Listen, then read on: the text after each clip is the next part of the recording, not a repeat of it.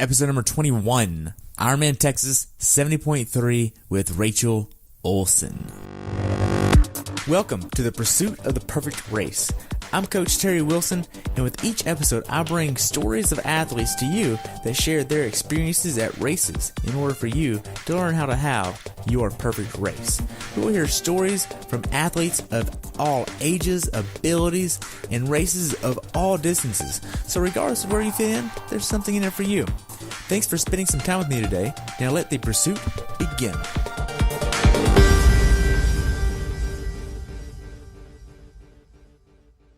Hello everyone and welcome back to the Pursuit of the Perfect Race. Today I have the pleasure of talking with Rachel Olson, aka Wonder Woman, about her race at Ironman Texas 70.3 in Galveston. This race took place on April 8th, 2018.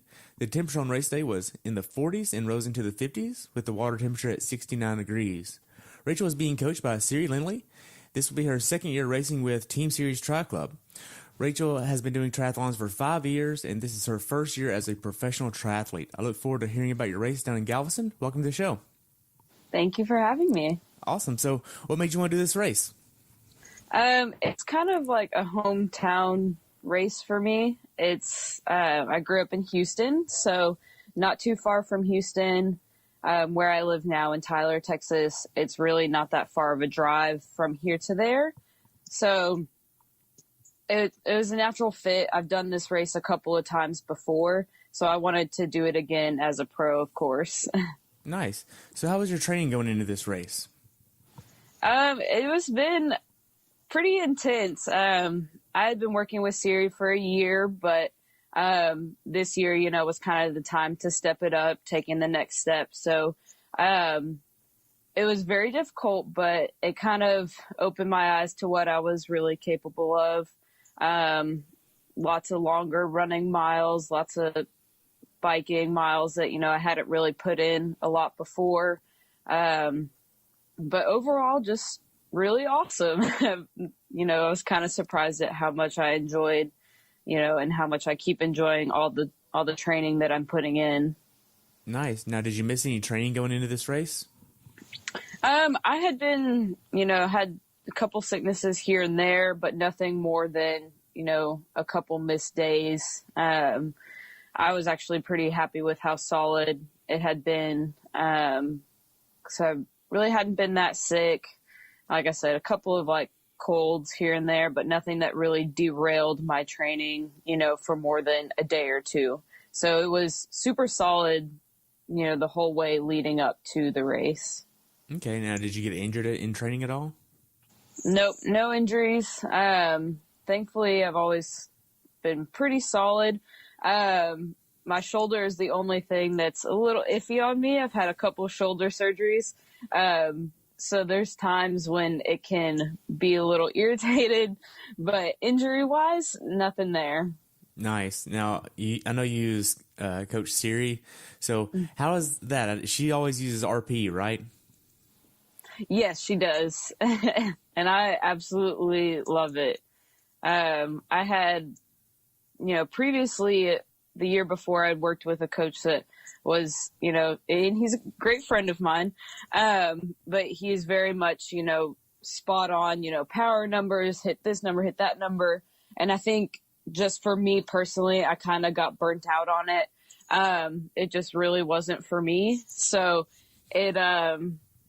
working with that perceived exertion is just really awesome.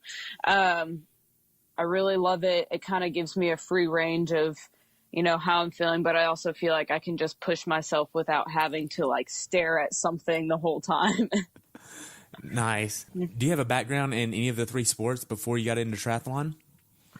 Swimming mostly, obviously. I started swimming when I was 4.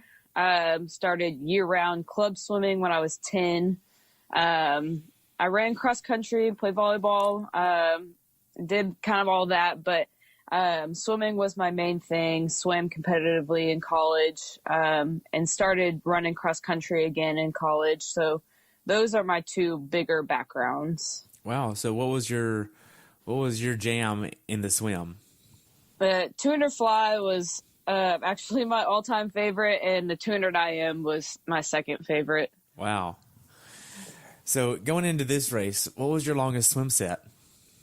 Probably, I think it was, in my base building, it was about 7,500 yards. Probably my longest swim was around 6,000 though, once we got into in-season training. Man, that's a lot of dang swimming. That's nothing, man. Just pack a lunch and go to the pool for a day. Yeah. So what was your longest bike ride going into this race? I want to say it was in the 70-mile range, in the mid-70s. Not going to lie, biking has not always been my favorite. I'm learning to love it, learning to get into those longer miles now. But yeah, I probably could have gone a little bit longer, but in the 70s was probably my longest ride, I think. And running? It's 15 miles, yeah. Wow.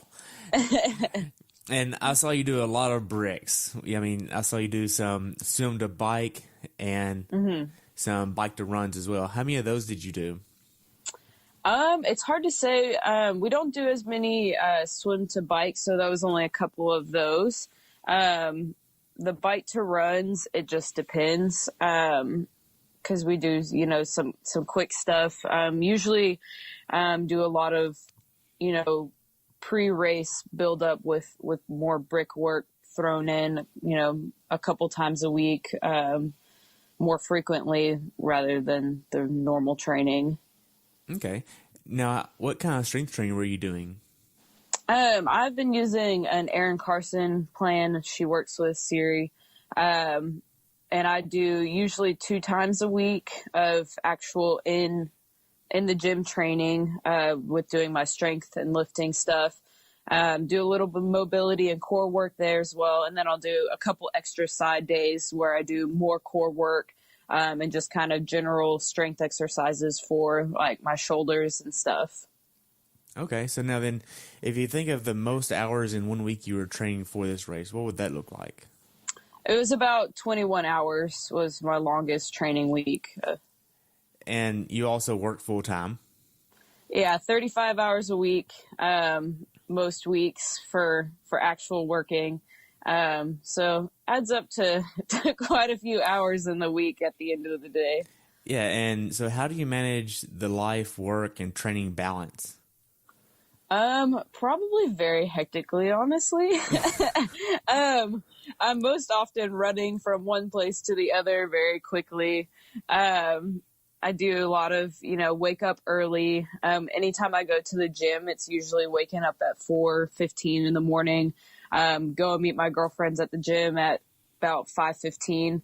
It's a little bit further away. And then usually go straight to the pool after that. And then, if I have time to do like a bike or a run, in the morning before work, I'll do that, or I'll, shower, eat, basically go straight to work after that. And then after work, get a snack, go straight into afternoon training if I have it. And then usually in the evening is kind of my, relax and, just hang out with Jeffrey or watch TV, get my legs up, try to foam roll and stretch where I can. And if I have like a lazy morning, that's when I usually do my food prep for the week, because if I don't, then it's kind of crazy.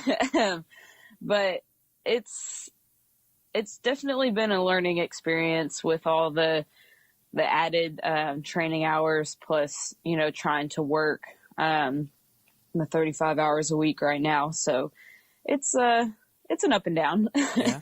So what kind of tips would you give somebody that's trying to manage the life-work balance with training?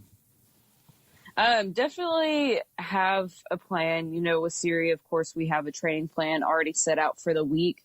I try to kind of plan ahead, see where I've got time gaps for food planning, but I always give myself at least 30 minutes a day just to myself, just kind of to bring myself back center. I'll just say, make sure you're taking time for the things that you care about. If you feel like you're rushing through a week, try to go through a mental checklist of well, have I done this that I really love? Have I, gotten all my food together for tomorrow?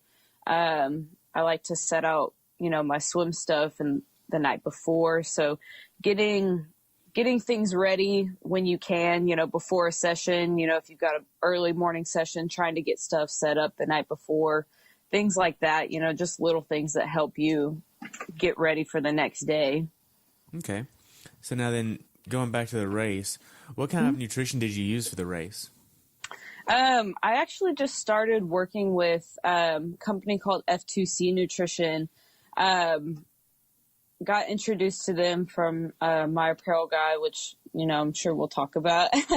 But so started working with them, and it was awesome. Mostly liquid nutrition. They're working on gels right now. But for me, that's what I had started working on last year.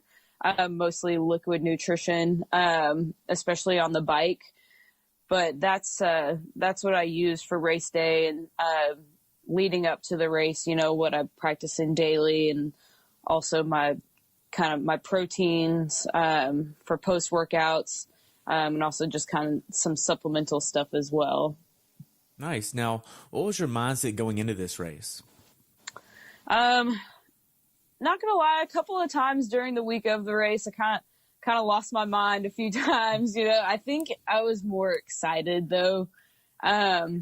It was just a really surreal feeling. Like, I kept thinking, like, holy crap, I'm actually gonna race as a pro. This has literally been my dream since I was a kid, to be a pro athlete of some sort. And it was really weird.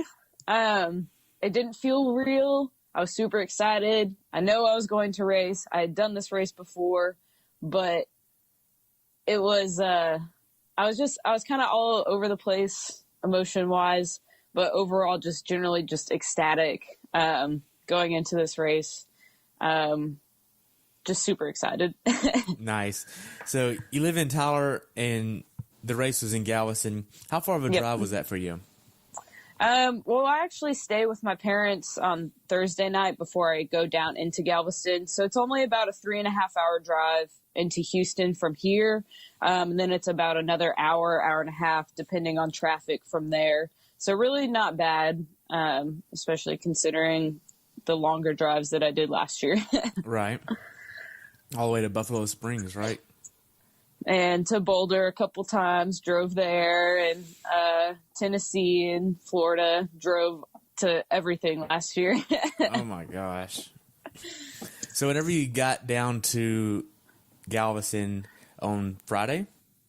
Yes, Friday mid-morning. Okay. So did you get a hotel or an Airbnb? Yes, we did an Airbnb with some of our friends from here that they wanted to come down and watch the race. So we got an Airbnb with them that was probably about no more than 10 minutes away from Moody Gardens at the race start. Okay. Now, you get down to the actual race venue. How was the check-in process for you?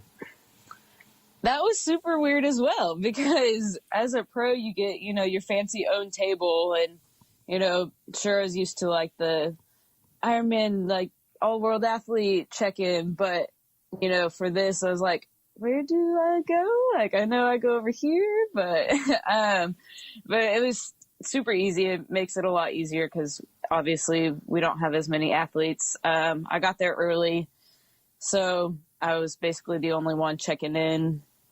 Quick, easy. Not a whole lot going on. Okay. So what was the last workout you did before the race? I did a little open water swim with one of my teammates, and then had a little prep bike session. I was gonna have a run. Sometimes, the day before, I kind of just evaluate how my body's feeling, what I really want to do. The weather was also absolutely terrible the day before the race. So as I got a chance to ride outside Friday, but Saturday before the race, did my little trainer set, was not going to go outside. It was freezing cold and raining. Didn't want to risk anything out there. So I decided against my run. So I had my swim and my bike workout the day before the race. Okay. Now, did you have any issues with your bike prior to checking it in race morning? No, I mean, I've had kind of like a clunking in my bottom bracket area. I think it might just be the magnet on my, on my power meter. Just a few things that I was, kind of mentally concerned about, just kind of being crazy, race nerves. But, really overall, the bike is amazing. I've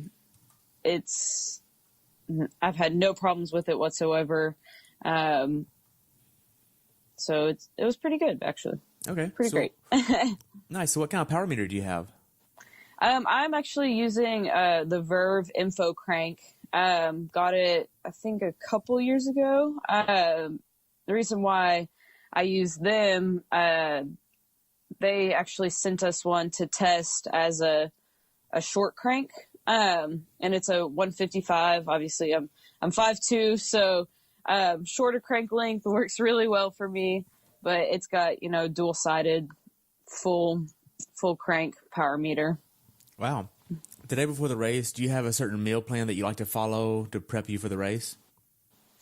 I'm not very strict on myself on pre-race eating. I just have to remember to eat.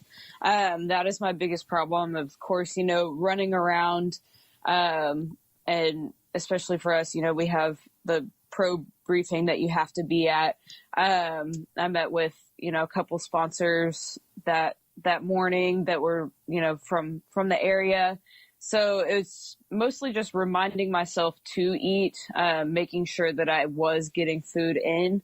Night before, I always like to do some type of like pasta. Usually we get like just a microwave or oven lasagna, and then just some, good grilled chicken and a little bit of veggies. So that's always kind of my go-to thing, just because I know it's not going to give me any problems. Gotcha. What time did you try to get in bed the night before the race? I usually aim to be in bed at or before 9. I think I got in bed a little bit later, probably about 9, a little after 9, which, I wasn't upset about. I get a lot of sleep in general. I slept really well the night before that, and I know that is, that's really the most important, but I try to get in bed decently early, especially for this. I've never had a wave go off so early in the morning.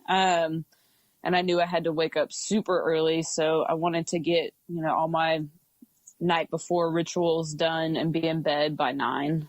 So night before rituals? Yeah, so usually have the boots, recovery boots from a friend, the people who are staying with us at the Airbnb, and I always take an Epsom salt bath the night before, just to kind of give myself 20 minutes to sit in a warm bath and just not have to think about anything.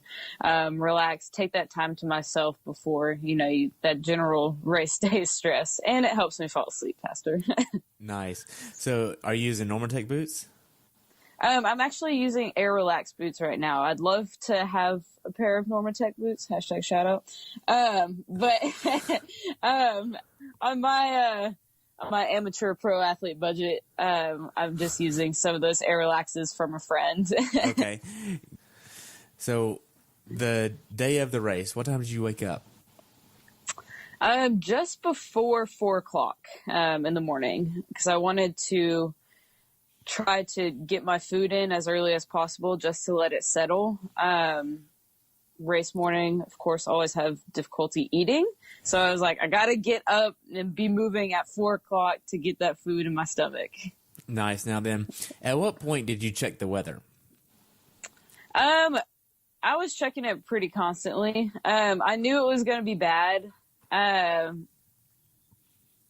had checked it when I woke up. But the night before, I'd set out multiple layers for me, to go to the race site in. But I knew going in that it was not going to be the temperature that it usually is at Galveston. Right. Now, the morning of, what kind of breakfast did you have? I usually do cinnamon bagel with crunchy peanut butter and a banana and coffee, of course. Okay. So whenever you started heading to the race site, did you hit any traffic? Actually, not really. Since, like I mentioned, we were, such an early wave, not used to being so early. We got there before they even started shutting off, some of the areas close into transition. So, really didn't hit much traffic, went basically straight into the race venue. So you get to transition, you get your bike checked in and all that. What does that look like for you? So I always, try to make sure I go through a mental checklist once I rack my bike, put it in a correct gear, make sure it's not too high that I'm going to be grinding out of transition trying to jump on the bike. I actually do not know how to do a flying mount at this time. So I'm the person that has to put their bike shoes on before I run out. So I have my bike shoes and my run shoes all set up there. I do put my helmet on the ground still. I know a lot of pros don't do that. Have my sunglasses set up in my helmet. My nutrition is already on the bike. Run nutrition, especially for this, since it was actually wetsuit legal. I stuff in my pockets already in my race suit, so I don't have to fumble it coming into the run. So basically just have run hat, run belt, run shoes, socks, bike shoes, helmet, and sunglasses already. And then my bike's got everything on it that I need. Nice. Now then, what kind of bike are you using? I just started riding the Quintanaru PR6, and it is awesome. Nice. And you got the blue version, right? Yes, blue is my favorite color. Kind of had a battle with myself because blue is my favorite color. Pink is my second favorite. And they have got both in that one. So I had to go with the blue this time, but maybe we'll see me on a pink one next year. Who knows? Now, we'll go ahead and just mention your kit because, there was a lot of kits down there in Galveston this year, but I think yours stood above most because it was just like a superhero. It's fun, and if you haven't seen it yet, just go over to my website and check out some pictures of this. But it was like Wonder Woman. Yeah. So tell me about your kit. The guy that I work with my apparel, Peaks-apparel, his name is Jason. We had been working on this for a few months now, and from the beginning, I'm kind of a little different. I like my kits to be a little bright. I know some people are very, very modest on their kits and stuff, but I was like, I want something crazy. I want something that people are going to turn their heads. And he had already started working on kind of some superhero stuff with some other customers. And we were like, what if we do a Wonder Woman kit? And I was like, heck yes. So we started working on that, and it just through the whole process, it was awesome.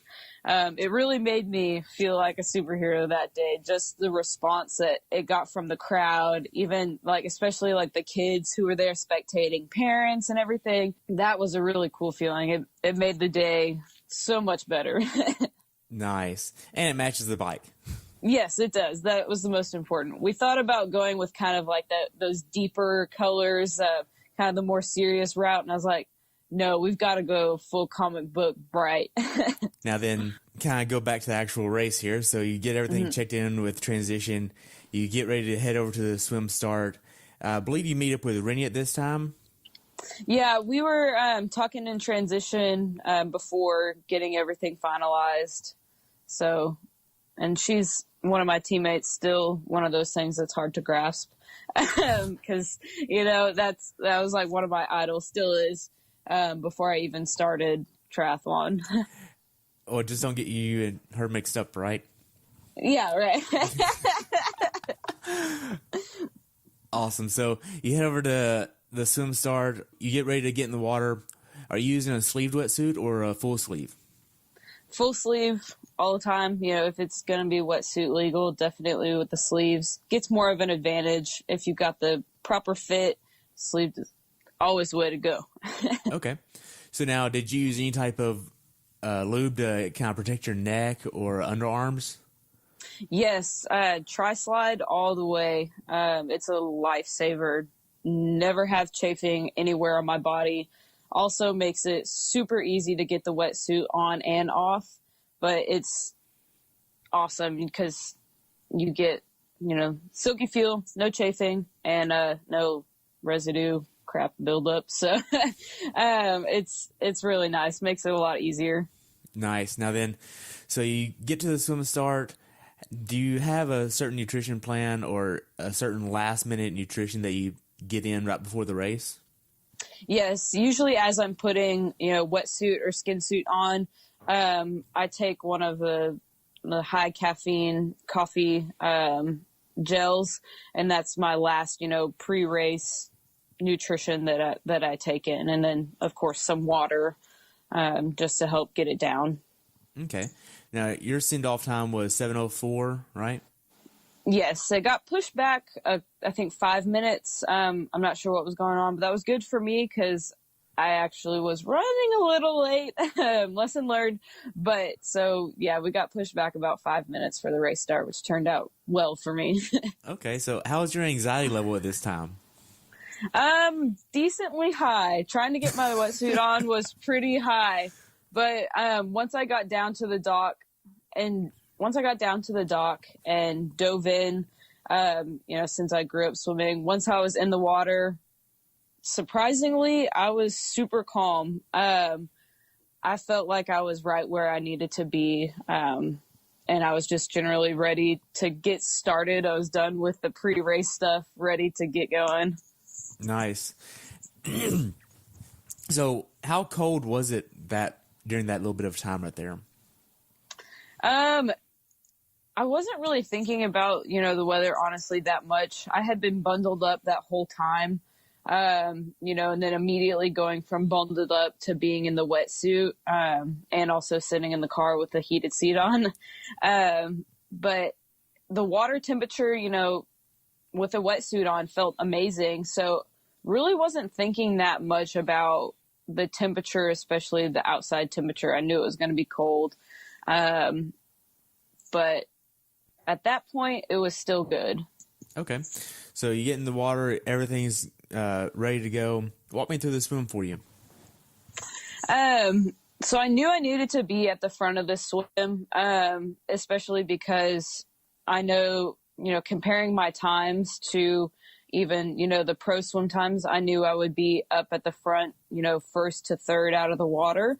It was weird pushing myself to the front in such a stacked pro field. But I put myself right in between Heather Wertel and Rennie. I knew that they wouldn't be on my feet for the swim, but I knew I needed to be on that front line.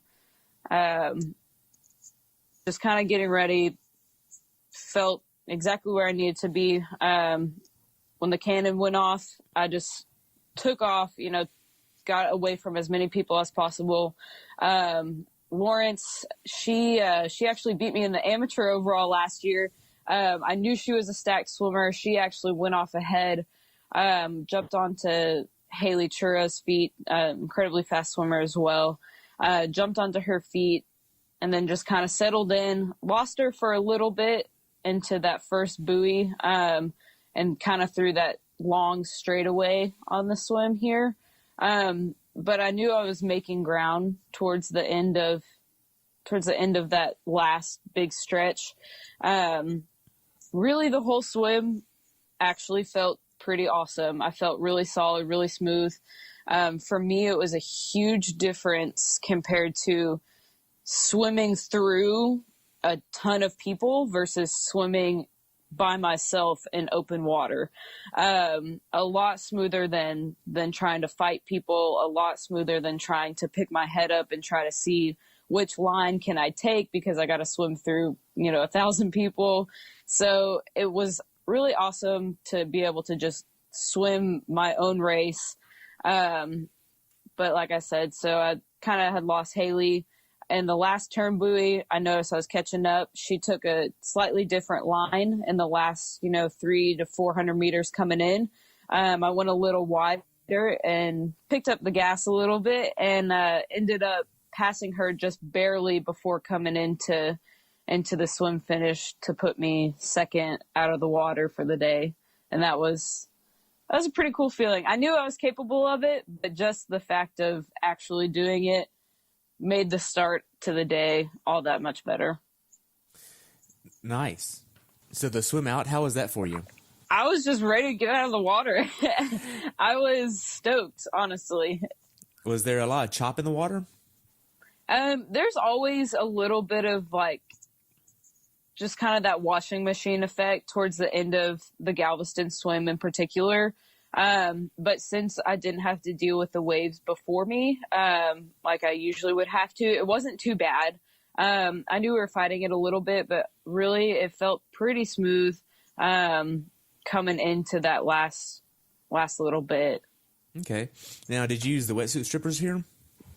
Yes, I did. You get your wetsuit off and you head through transition. How was that? Because this is the first time anybody's really seen you in your kit. Yeah, that was really cool. The only thing that was bad is, I say bad, but embarrassing. Jeffrey was, my boyfriend said, I'm going to yell, "It's Wonder Woman," whenever I come out of the water. And generally I don't like a whole lot of attention thrown at me in that kind of way. But it was exciting. At first I was embarrassed, but then I was like, what, just roll with it. It's your day, just roll with it. So you get to the bike, you do your slow mounting on the bike, and you still end up with a T1 of like 2 minutes and some change, which is, amazing. Yeah. I had like 6 or 7 minutes because I had to put on dry clothes and I was cold. Yeah. So how was the first few miles on the bike for you? It was interesting. I actually had bike gloves set out for me, which, would have been a great idea to put on. But since we had the wetsuits, I felt decent, coming out of the water, warmth wise. I did put my socks on for the bike, so that made it a little better. But I, decided to ditch the gloves. Stupid choice later down. But getting onto the bike, the first few miles was kind of like, okay, I need to get my head where I need to go. I need to dig down and I just need to start pedaling. The wind was good going out, of course. So that was nice to begin with. But yeah, I was just kind of getting that settled in, mental checklist of things I need to start doing to get me through the 56 miles. Okay. So what was your strategy going into the bike? Just push. Honestly. My biggest strategy was making sure that I was maintaining nutrition and hydration, especially whenever it's cold. It can be super easy to forget that, you're not sweating, but you need to remember that you still need electrolytes, still need your nutrition. So my biggest strategy was to maintain that. I wanted to just push hard, keep my head down, and just kind of go for what I could. Okay. Now, did you have a certain number of calories you're trying to hit every hour? About it, usually more of like the carb intake, about 60 grams of carbs per hour. I take basically a super bottle of nutrition on my bike. It's around 400 to 500 calories, and I just maintain, steady stream of that. And then I also, I do a little bit of the blocks just to get some solid nutrition. I do that right at the beginning of the bike, just to kind of make myself feel a little full. Okay. So you're 5'2". How much do you weigh? I am 125 right now. Wow. Now, that's a lot as far as how many carbs you're trying to get an hour. Does it work well with your stomach? Yes, I have actually never had a problem with nutrition in a race so far. So that's really nice. Wow. So now, were you trying to hit a certain cadence or power number on the bike? I try to stay my cadence around 80 to 82 is where I feel really super solid, really smooth. So that's always my goal. Don't look at power. Don't wear a heart rate monitor. So mostly just trying to make sure that I'm pushing hard and making sure that I'm maintaining that cadence that I want to be at. Those are the two biggest things that I'm looking at on the bike. So how was the quality of the road for you? It's not bad. considering some of the roads that we ride here, you know, kind of the country back roads, the roads are super smooth. You know, besides the little overpass that you go on at the very end of the out and back, that's a little rough, but other than that, for me, super smooth. Nice. Now, as far as the bike goes, is there anything you'd tell someone to be aware of that hasn't done this bike course before? Always be prepared for winds, no matter which way it's coming, because even though we did, you know, have a tailwind and headwind pretty directly, just always be sure to think about wind patterns. And if you're worried about wind, just remembering to maintain, you know, steady cadence, steady power on the pedals to make sure that you're still going. Try not to let it get in your head. You know, you can just relax that upper body, core strong, let the wind take you where it needs to go. Really, it's just about, you know, maintaining the wind at that course. There's no way around it there. So that's going to definitely be the biggest factor on that kind of course. Okay, now then, with the wind, did you use really deep wheels or a disc for this race? No, this race I did not. I used I think it's a 58 on the front and 70, close to 80 in the back. Okay, and those are profile design wheels? Yes, they are. Okay, how do those work for you? I've been loving them. Super smooth on the road. They feel fast. They look fast. But I've had no problems with them at all. I absolutely love the way they ride on the road. So that's exactly why I went with that setup. It feels super comfortable. Well, good. Now, the final few miles of the bike, do you do any type of transitional cool down to prep you for the run? I pick up my cadence a little bit on the bike, just to kind of get myself ready to do that higher cadence on the run, making sure I'm getting any last water and nutrition in, then mental checklist from there. Okay. What kind of mental checklist are you using? What do I need to grab coming off the bike? Start, you know, picturing my dismount. But mostly going through, you know, making sure I'm not going to forget, you know, my hat, or, you know, making sure I get my bike racked on and not just kind of trying to get my head right, and calm mostly. Okay. Now then, you mentioned that you forgot your gloves. Now, yes. How big of an issue did that propose for you on the bike? The biggest thing about forgetting my gloves on the bike was honestly just worried that I might drop my nutrition bottle. Like I mentioned, I only have one bottle of real nutrition on the bike. So I couldn't really feel my hands at all. And since it's such a flat bike course, didn't really have to worry about shifting or climbing and feeling my hands for that. But picking my bottle up and putting it back in the cage, huge problem. Really hard. Took a lot of concentration, more than, you know, a hot course where you just, you know, pick it up, put it back in. But you have to really, you know, when you can't feel your hands, you got to really pay attention to getting it back into the cage without dropping it, and making sure that you're actually holding it, you know, tight enough so that it's not going to go flying. And it definitely made getting my feet out of my shoes for the flying dismount a little bit more difficult. Just trying, and I have, you know, I've got the BOA system on my shoes, so easy to quick pop them up, but still trying to feel them and pull it and make sure that I actually did release it was more difficult than I would have liked. Right, because you use cycling shoes this year, right? Yes, yeah, a lot warmer on the feet, and that helps quite a bit. It only took about 1.5 miles for my feet to get warm, where I heard some people said, you know, it took them the entire first lap for their toes to get feeling back. So, wow. Yeah. I know my feet really didn't never get warm because I don't have cycling shoes. So, wow. So you get to T2. How did T2 go for you? I actually got my helmet off pretty easily. Got my shoes on pretty easily. Some people were saying it was really difficult for them to get their helmet off, and their shoes on.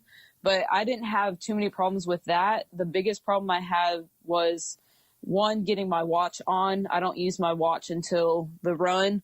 And two, just trying to clip my bib on for the run was so hard. Couldn't feel my fingers. And of course, running at a T2, they look at your bib number to see who's coming out. So they, are getting accurate times and checks of who's going out on course. So I'm trying to fumble and get my number faced the right way and just shoving it in their face like, okay, here's my number. Now I need to try to put it on because I can't feel anything. Wow. So you have a solid T2 time of like 1 minute and 12 seconds. And then you head out to the run. And being on cross country before, this is probably similar to a cross country course where there's just a few random hills here and there, but overall it's pretty flat. Yeah, lots of turnarounds. Right. So how did the run go for you? Actually, really well. A lot better than I imagined. My legs were pretty trash coming off the bike. There's some adjustments that I needed to make to my seat height, that I realized after this race, but I was too quad dominant, on the bike, I realized. So, I was a little worried about that going into the run, but, after the first and second mile, I knew it was going to be a good day. Nice. Now, did you use any type of chamois cream to stay comfortable on the bike? No, I don't really need to, honestly. That kit is a dream. It makes everything super comfortable. Just the kit and the saddle combined is really great. I've never felt the need for that, but. Okay. So what kind of saddle do you use? I'm using the ISM PN, which is Performance Narrow 1.0. Okay. So what was your plan for the run? The plan for the run was to go for it, to really kind of unleash, because this has been an area that Siri and I have been working on very hard. But I had, a good 15K road race that kind of showed me where I was at, run fitness wise. And so the game plan was to just really unleash it all onto the run. Whatever I've got, see what I can do. If I blow up. If I don't, perfect. So that was just the plan. Just go for it. Well, so how was the support on the course for you? Awesome. That course is, since it's, multi-loop, lots of turnarounds, you get a lot of just general course support. But with me having a background in Houston, and friends who were there racing from Tyler, there was just so many areas of support, so many people out on the course that I knew, people that I didn't. But it made the run that much easier. I was just so happy the whole way through, super exciting the whole way through, because you get, especially with the kit, people shouting, Wonder Woman, Wonder Woman. So, it was super awesome. Wow. So mentally, how hard was this race for you? Did you push to your edge almost the whole way?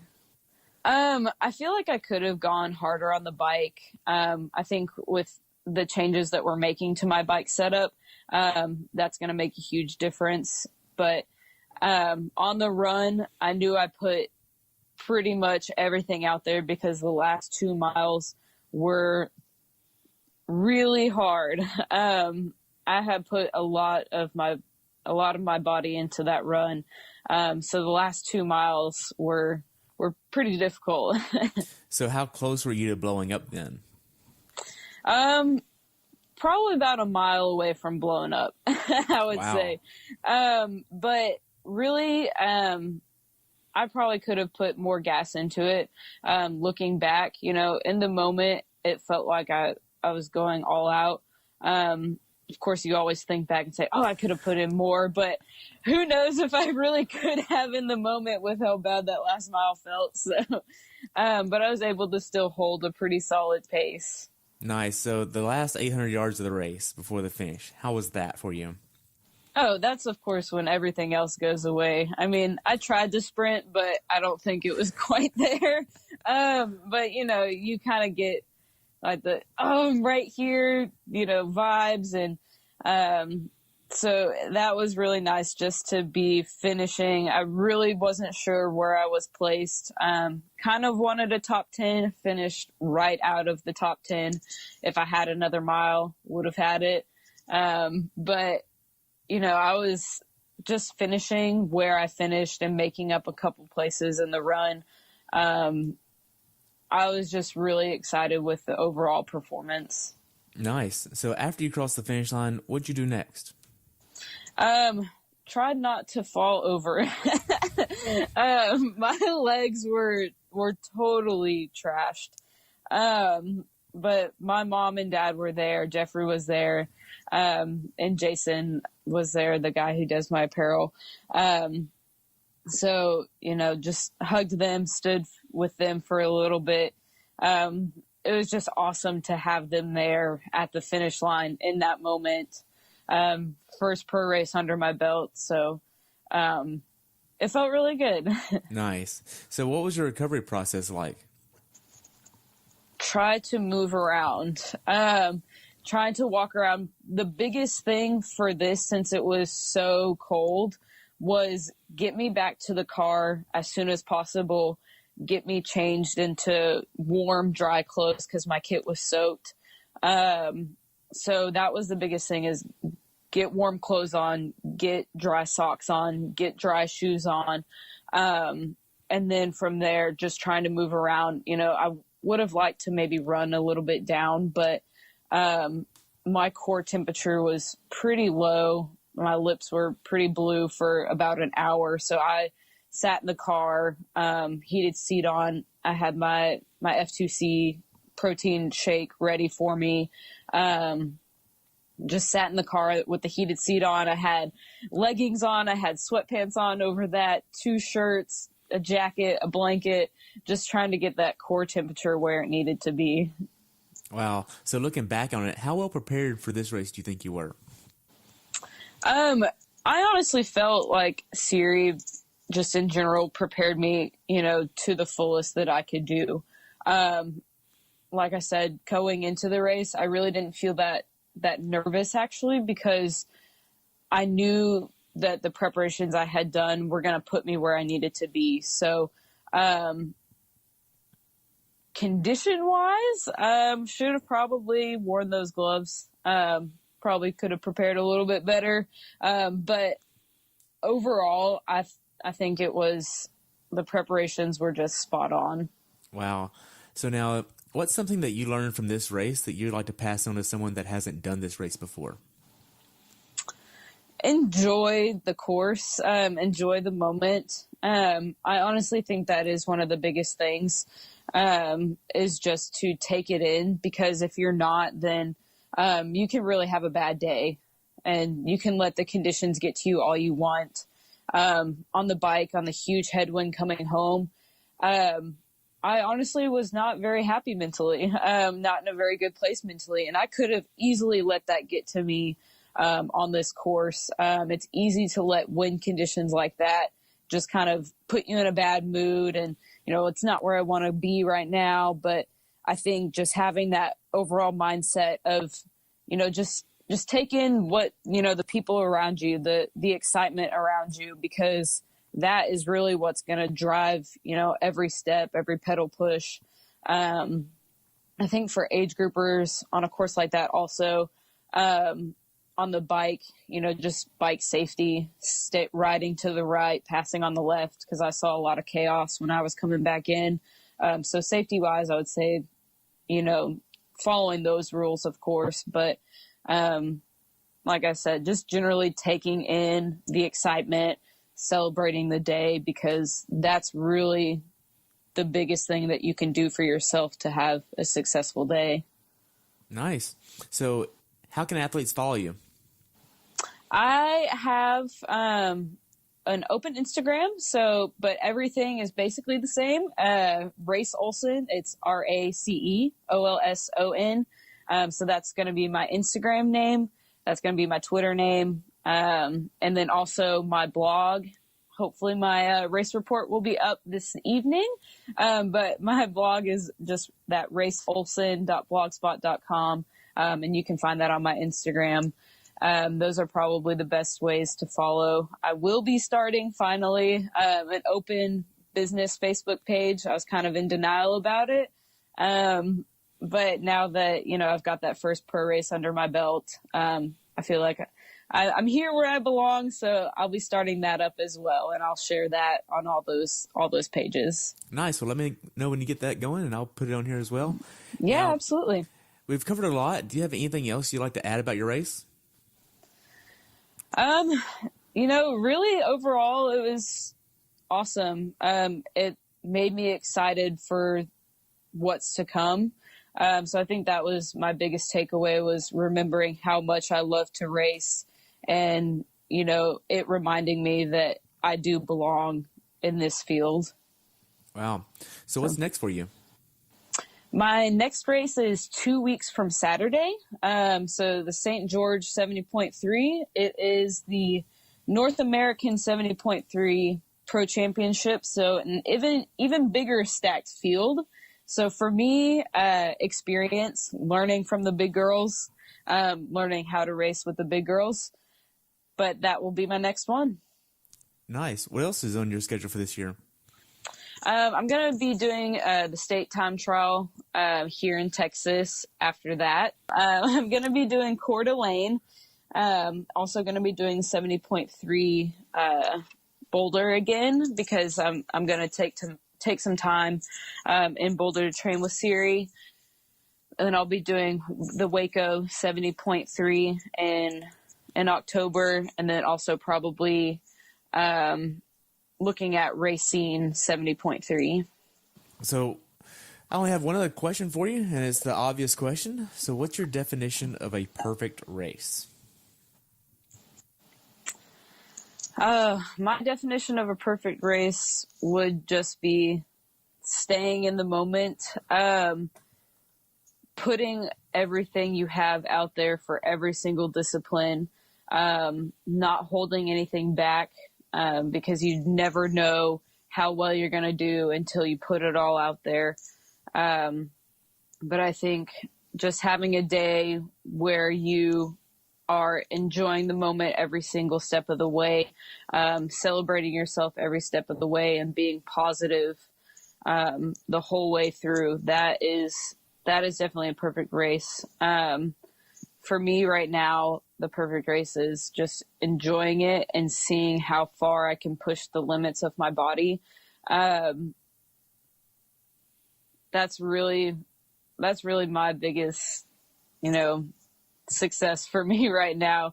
Don't need to think about, the place. Of course, I always want to get PRs, but for me, it's just pushing my boundaries of myself. Wow.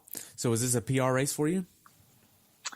Overall time, yes. PR on the bike. Not on the bike, not by any means.